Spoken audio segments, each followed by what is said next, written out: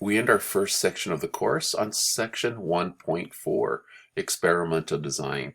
And so before we start looking at the details of an experiment or a designed experiment, we need to recall the difference between an experiment and an observational study. Here are some notes to consider.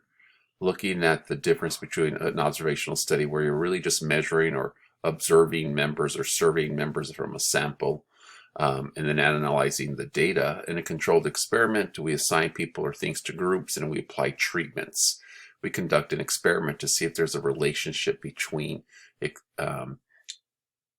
explanatory or response variables, which we'll take a look at. Before looking at that, let's keep in mind there are various types of studies that we can conduct. And so you want to be aware of something called a prospective study.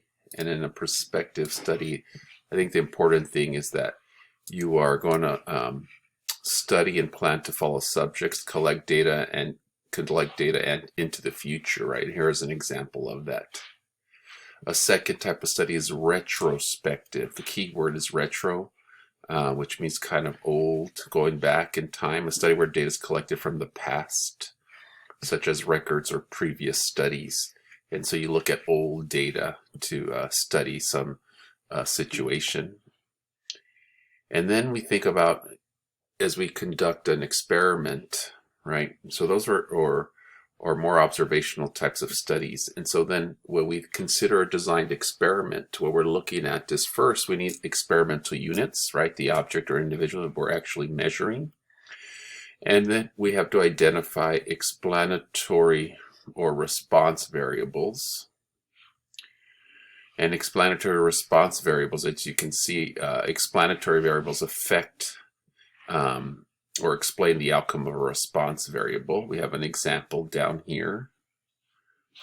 And you can see in this example here, what we're looking at in this situation is to look at how the amount of exercise, right, is your explanatory variable, affects or influences or predicts your energy level. Is there a relationship like that?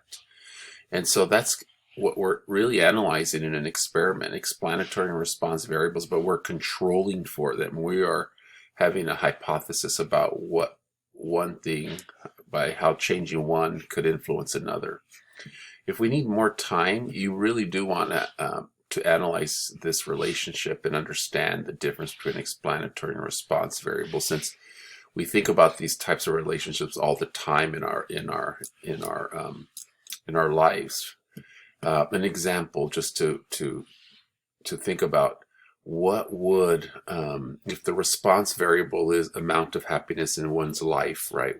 If that's a variable, the response variable, what influences that? What would be some explanatory variables that do that? So as you think about that, you're thinking about an explanatory response variable. And then you could think of some. What would explain that? Your level of education, whether you're married, how many children you have. Are you happily married, right? All of those would be variables that contribute, affect, influence the amount of happiness. And so just think about those types of variables, since that's what we're studying in a design experiment, right? We're trying to establish if there's a causal relationship between them. Some key terms in an experimental design or designed experiment are replication, randomization, and control.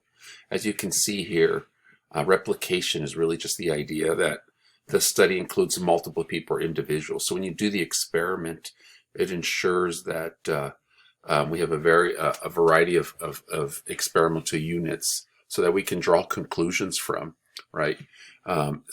The idea is that we're making multiple observations for experimental conditions. We just want a sample size of one or only do two people, that we really can't draw any conclusions from that.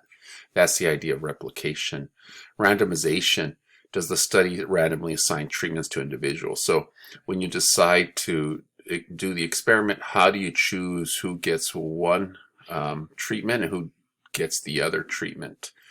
And that's different than a random sampling. That's choosing samples. Here we're assigning groups to certain treatments. And the last part to consider in a design experiment is control. How are we controlling the explanatory variable we're studying? So as you're having a prediction about what explanatory variable influences a response variable, right? You have to consider, are there factors that may affect the response variable outcomes? And so thinking about, like in this example, amount of exercise is the explanatory variable, energy level.